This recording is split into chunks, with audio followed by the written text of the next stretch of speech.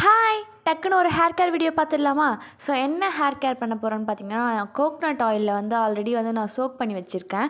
என்னென்னு பார்த்தீங்கன்னா, கருஞ்சீரகமும் ஃபெனுக்ரீக் சீடையும் வந்து நான் ரோஸ்ட் பண்ணி அதுக்குள்ளே போட்டு வச்சுருக்கேன். அது வந்து நம்ம வந்து ஹேர் ஆயிலை அப்ளை பண்ணிவிட்டு நம்ம ஹேர் வாஷ் பண்ண போகிறோம். ஸோ நம்ம ஹேர் ஆயில் வந்து அப்ளை பண்ணுறதோட ஹேர் வாஷ்க்கு முன்னாடி ஒரு 2 ஹார்ஸ்க்கு முன்னாடி விட்டுட்டு பண்ணும்போது நம்மளுக்கு வந்து ஹேர் இன்னும் கொஞ்சம் வந்து க்ரோத் ஆகும். அதுதான் நானும் இன்றைக்கி பண்ணிகிட்ருக்கேன். நம்ம நெயில்ஸ் வச்சு தான் நம்ம வந்து ஸ்கேல்ப்பெல்லாம் வந்து மசாஜ் பண்ணக்கூடாது.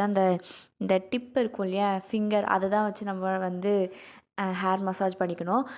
இது வந்து எனக்கு ரொம்ப பிடிச்ச ஒரு ஹேர் கேர்னே சொல்லுவேன். என்னன்னு பார்த்திங்கன்னா, அந்த எண்ணெய் தேய்ச்சி குளிக்கிறது. இது பார்த்திங்கன்னா டியூஸ்டே அண்ட் ஃப்ரைடே அன்றைக்கி பண்ணால் ரொம்பவே வந்து பொண்ணுங்களுக்கு நல்லது அப்படின்னு சொல்லி கேள்விப்பட்டிருக்கேன். ஸோ நான் டியூஸ்டே தான் குளித்தேன்.